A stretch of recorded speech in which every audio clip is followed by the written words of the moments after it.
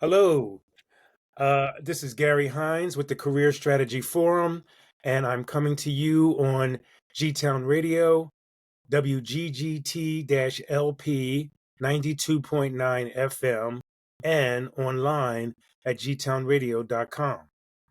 So I'm excited today for our show, excited to speak with Lydia Henry of Vision Coach Dynamics. And just, for a little background, Lydia and I met through a mutual friend, Regina Robinson.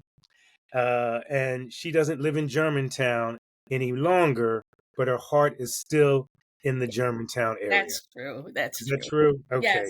Yes, yes. Good, good. So, like me, uh, this is my adopted home as well. I grew up in West Philly. So And did so, I, remember? So did I. yeah. Right. We have a lot in common. We Yeah. really do. hmm So today I'm going to be speaking with Lydia about her business and what she does and all that kind of good stuff, and we'll go into that in a minute. But I just want to say, folks, that you can find me on Spotify for Creators if you go to Career Strategy Forum there, and also on Mixcloud Career Strategy Forum, and also on YouTube Career Strategy Forum. So I'm on those platforms, and I do have an Instagram page under Gary Hines Consulting if you want to check me out there. All right.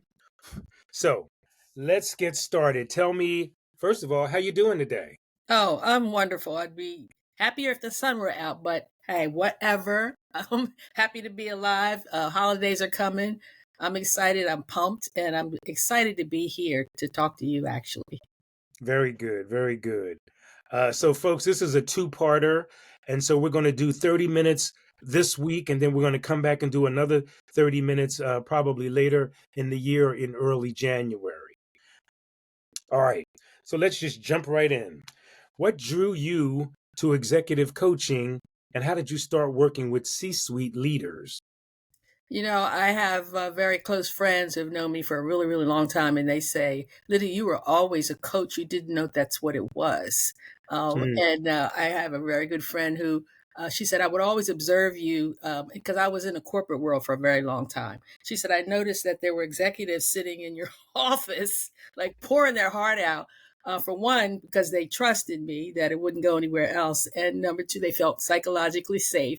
And they must have like what I said back, I guess. So, in her eyes, I was always a coach, an executive coach. So I didn't even know that coaching existed then. But when I found it, I thought, oh my God, where was this all along? So, and it's funny, I guess I was just practicing to be a coach my whole life. So when I heard the term and I realized that there was professional certification that was available, I jumped right into it. And I was drawn to, probably because of my corporate background, I was drawn to executive and leadership coaching because I saw mhm. that there was a need. That if that answers your question. Yeah, it does. And speaking of your corporate background, tell me a little bit about that. Where are some of the places you worked and what were your roles? I was with two Fortune 500 companies, AT&T. Even prior to AT&T, one of their subsidiaries, Bell, Pennsylvania. And so when divestiture happened, I went right on into to AT&T. But prior to that, I was with Xerox. So I Mm, got some really good, strong sales and marketing training because that's the area that I was in. I was in management. And I guess even back then I was coaching people that I had responsibility for, although I didn't realize I was doing that. So I enjoyed that aspect of it. And there was pieces of the corporate world that I liked very, very much. And I think one of the things was it gave me um, an opportunity to engage with people because I study people. I'm fascinated by people, and that gave me a large audience for that. And I'm a people person. So, and it had a lot of struggles in sales and marketing, especially in Fortune 500 companies. A lot of demands, a lot of you're held accountable. So there were a lot of painful moments in that too, but that's when you grow is when you're feeling pain. I didn't know that then, but I know that now, and I infuse that into my coaching as well. That when you're struggling and it's painful, you're growing. It hurts, And Mhm. you might want to get yourself a coach to help navigate those waters. Yeah. You know what's interesting that you've mentioned a couple times here is that people you didn't know you said you didn't know you were coaching. Would people just come to you in various occupations you had and say things like, "Hey Lydia, I'm having trouble working with my supervisor," or "Lydia, I can't figure it." I mean, would they just ask you questions and you would just give them the answers, right? Might have been in the ladies' room, in the elevator, out in the parking lot, just like random kind of things. And I'm a very open person, and I consider coaching to be a healing profession. Mm-hmm. And so I always wanted the person to be the best vision and version of themselves. So I would offer any advice if they asked for it, or if they just wanted to vent, that was fine. Even executives would come in and just like, oh my God, my secretary is driving me insane. Uh, or, at these targets that they've set out for us are really, really high. And I've got to stretch my team, but where there's a will, there's a way. So, I would engage with them where they were. I'd meet them right where they were, whatever the struggle was. And typically, men have a harder time admitting they don't have the answer to something. So sometimes their question is cloaked in a joke, or, Mm, something that's, not exactly on point. So I was learning then to navigate, what's not being said here. And I do that as a mhm, coach too. yeah. And people learn to trust me. That's so important in any relationship, but especially with a coach and a client, they have to trust me. So the beginning of every relationship, coaching relationship, I have to gain trust. And there's no formula for that. I think I just learned it, fell into it, practiced it for all those years in the corporate world, and I just use what works. And the person that I'm talking to is different. Everyone's unique. So I just have to figure out, okay, who is this person? How do I navigate that initial nervousness? Can I trust this kind of person? How can I get them to trust me? And it typically works. Sometimes it takes 2 sessions before a person trusts me, Yeah. based on their background and what their experience has been. Or maybe they were forced into coaching, which is a Mm, mistake, by their superior. hmm. So, it just And then depends. you would get a lot of resistance in that situation, right? Where they Sometimes. really don't want to be there. And Mhm. so breaking through that mold and that wall, I'm sure is a little difficult. Yeah, Uh, I found I'm very personable, and I'm easy to approach. I'm easy to talk to, and I'm not threatening at all. And I meet the people where they are and find out what their successes are, what their vision is, um, any kind of unmet needs that they may have in their position. What do they think about the culture at work? And sometimes there's this deep seated mistrust of the company. hmm. And oftentimes, if I have a contract, I'm often hired by the HR department, which, people just a lot of times have issues with HR because they feel like you've got this great big database on me. Why am I here anyway? Why are you coaching me? Am I getting ready to get fired? So I have to navigate through all of that. And I typically, it usually happens in the first session. Worst case, second session, they realize, oh, she's for real. There's nothing. I have no um, uh, there's no benefit to me to betray you, really. In order for you to be successful, you have to trust me. And by the way, what does success mean? Define success for yourself. And let's Right. figure out a way how we're going to get there. So let's do this together. Let's be collaborative, and let's get you where you want to go. It has nothing to Hmm. do with the company, it has to do with you. Oh, sure, sure. And it's so interesting that you mentioned like just learning the art of coaching. You have to do it. You really can't learn it from a book. You just have to really do it, engage in it, practice it. It's the same kind of thing that somebody said to me years ago when I had a book about how to do great presentations. And so the guy I was showing it to said, put that book away.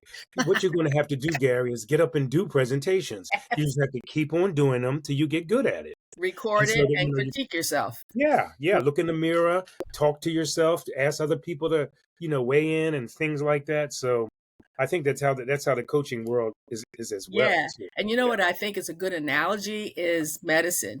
Mm, Doctors, I have a couple of physicians in my family, and when they get their medical license, they go through their internships and residencies, and okay, all right, now you're ready, get out there and like do your thing, do medicine.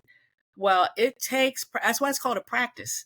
You got Mm-hmm. to get out there and figure out each individual person, not just what you learned from a book or from, medical training. You have to figure this out. How's it going to work? How are you going to use your personality? What's your bedside manner?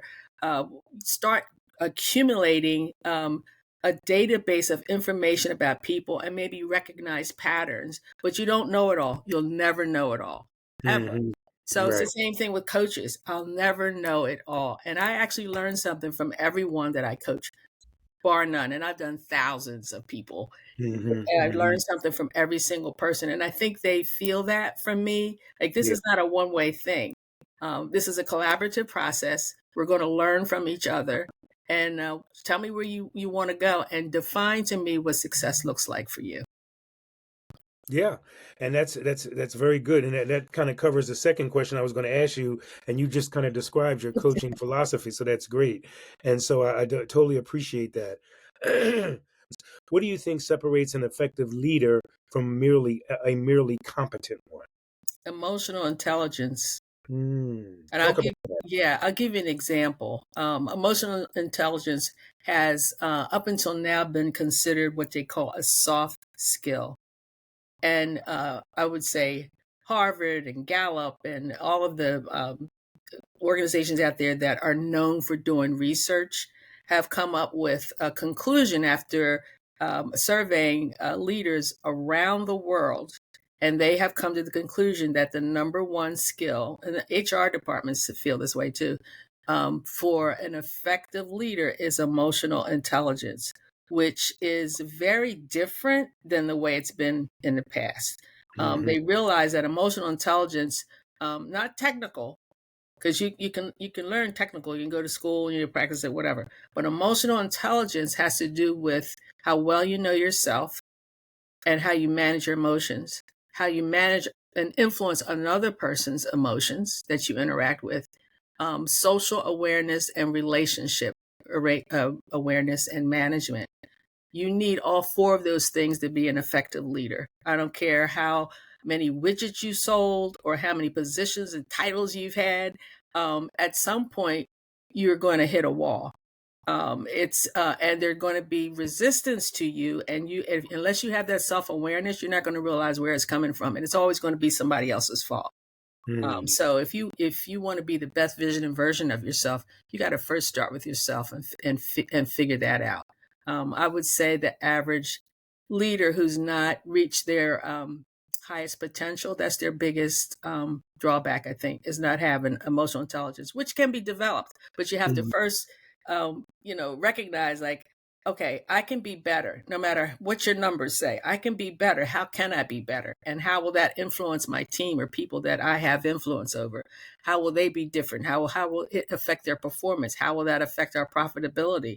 And all of a sudden, it's not a soft skill anymore. Yeah, right. It's definitely a hard skill that Mhm. comes in. It's certainly needed. So what I'm getting out of this is that a person, a leader, a manager, a supervisor, whatever, a CEO, could be really good at, say, manufacturing or research or whatever their company does, but if they don't have that emotional intelligence piece to deal with people, then they're probably not going to be successful. They No. could be, like you said, the numbers, they could be great numbers, like, oh, yeah, we hit our goal. Oh, yeah, we hit our budget and projections and all that. But, is the person liked? Do people respect them? They might be So, hated. I've yeah. I've been in situations where, in fact, one of my contracts within the last 5 years was with a very large corporation headquartered here in Philadelphia, and I was assigned to coach the executives, the senior vice presidents, and I had this one executive who um, met all his numbers, performance was high, and he got promoted like twice while I was there in a 3 year period. But he left bodies everywhere he went. Mm, He would mm, just plow through and, here are the numbers, guys. Are y'all with me? And without waiting for an answer, he would just like plow through. So he managed by fear. And he didn't realize that. In fact, he didn't interpret it that way. And so what happens eventually when you're at that level, typically that's not articulated to you. mhm. It is the feedback that the upper people above you are getting. And unless they're trained to coach their people and their executives, they may go at it in a very awkward or different or ineffective way and not get the reaction or the buy-in that they want. And Hmm. so he missed all the signals that I was giving him, that his leader was giving him, that his people were giving him. And he just, that's all he knew. And he kind of resisted coaching in a way. And the more trouble he got in, the more he resisted. So he eventually left the company. And oh no, I know what it was. He went to a different division. Hmm. And that's where he hit the wall, because they were brand new people who didn't really know him, didn't really care, had no connection, no allegiance to him, and they weren't buying it. And Hmm. that happens eventually. Yeah. You want to make sure that how you show up and how you influence people is beneficial to them, that they trust you, that they feel safe, that they are assigned in the correct roles that are in alignment with what their strengths are and their interests and their passions. You have to know all of that. And emotional intelligence and assessments, professional assessments, will give you that information. That will allow you to have sustainable success and Hmm. high performance. Yeah. Now, when you go in and work with these folks, do you have sort of a checklist or do you have some kind of background information? You just mentioned that they have to identify their skills and what they bring to the table. Do you ask them certain things, like say you're just walking in blindly to somebody and you don't know exactly what they do? How do you start that conversation?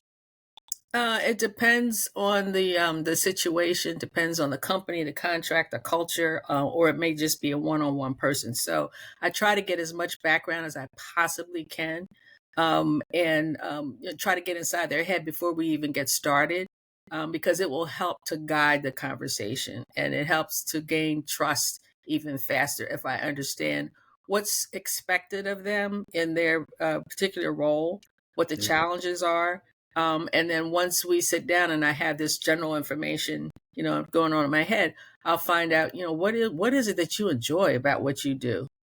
Wow, that tells you a lot. Right. It tells you more than if you ask them, what is it that you hate about your job? I know that's going Mhm. to come out eventually, but I really want to know, what is your passion? What is it about your job that lights you up, that makes you show up every day? Mhm. And don't tell me it's a paycheck, because that's not your passion. Nope.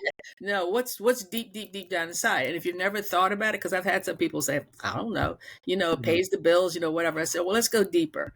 Have you ever heard of the 5 point questioning rule, where you ask a person a question and they give you an answer, which you obviously know, okay, that's not a deep dive answer that you just gave me, and you keep asking why 5 times until you finally crack it. Yeah. Yeah.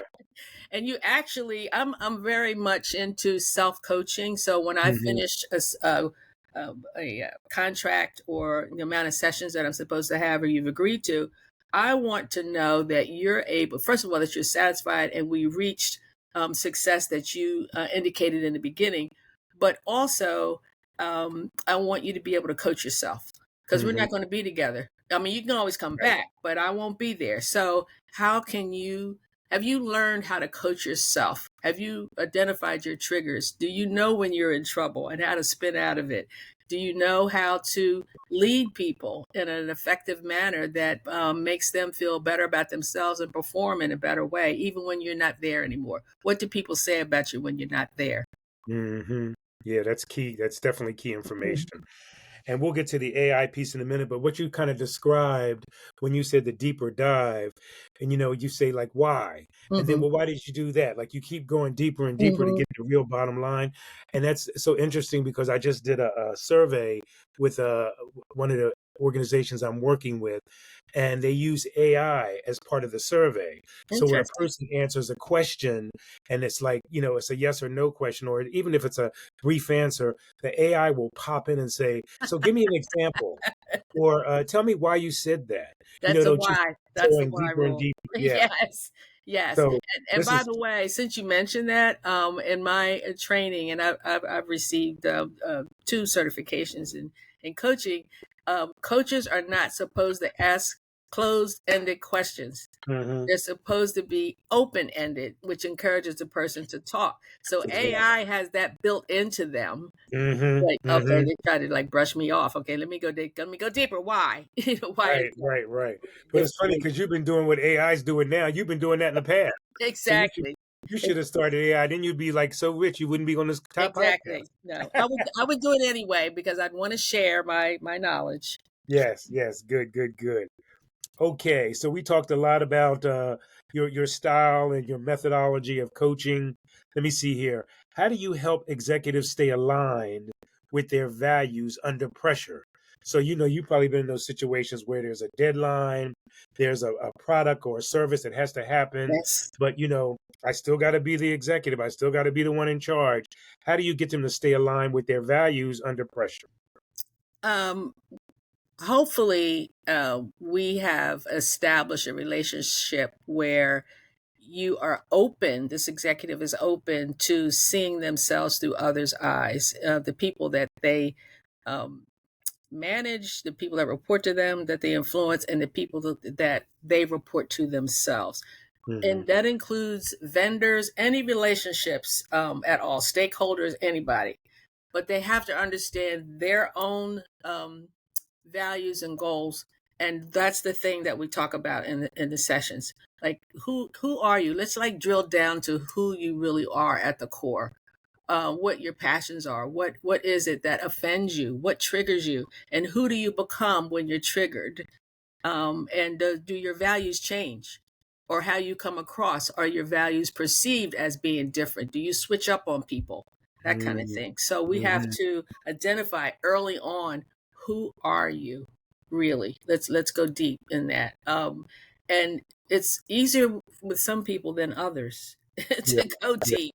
But that's critical. So as they're talking, and I'm using open-ended questions, I'm learning more about them. With each sentence, with each open-ended question, I'm learning more and more. And Gary, here's the thing. When you're talking, you hear yourself talking. Hmm. So you're actually working through things that you never thought about before. Right. And I've seen people answering a question that I asked and get an aha moment in the middle of a sentence Hmm. because Hmm.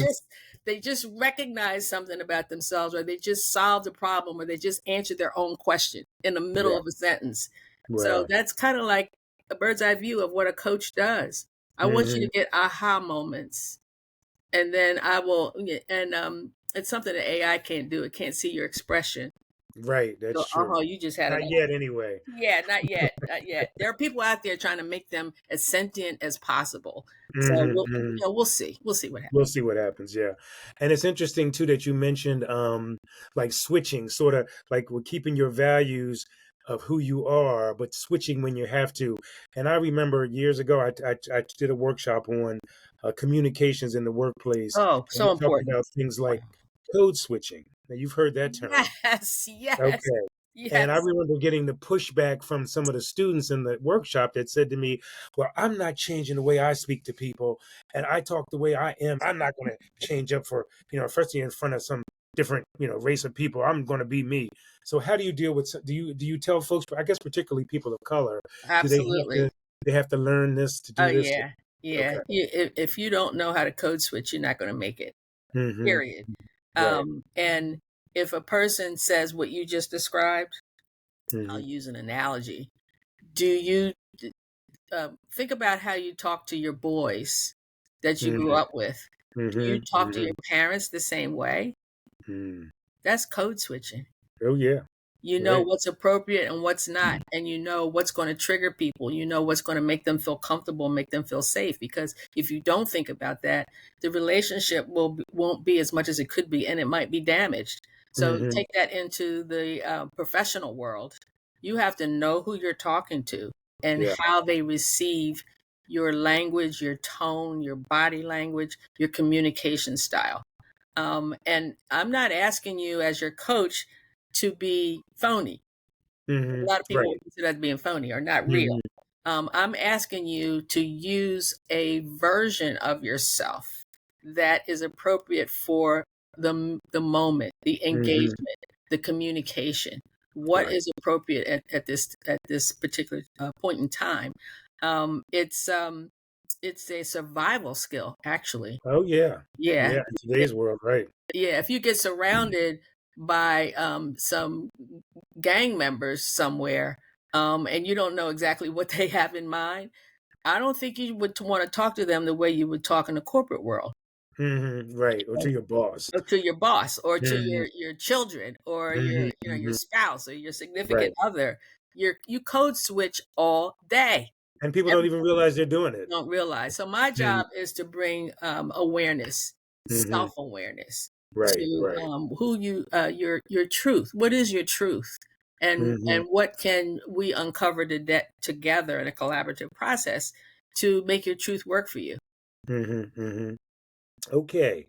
Um, how do you coach clients through stress, burnout, or decision fatigue?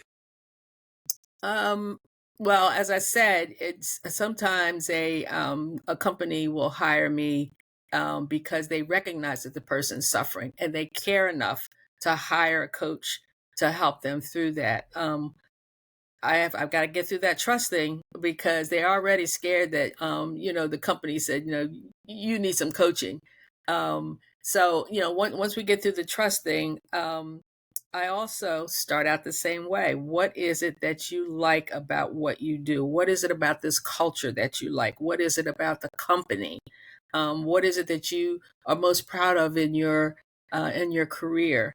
And those questions that they are pondering as I throw them out there are probably slowing down their heart rate and their Mm. blood pressure. And Hmm. once they get calmer, they're not, they can overcome the anger and the anxiety and the nervousness about being in front of me because I'm just a person too. And and it'll allow you to see that we're on the same team. I'm not I'm an ally. I'm not the enemy.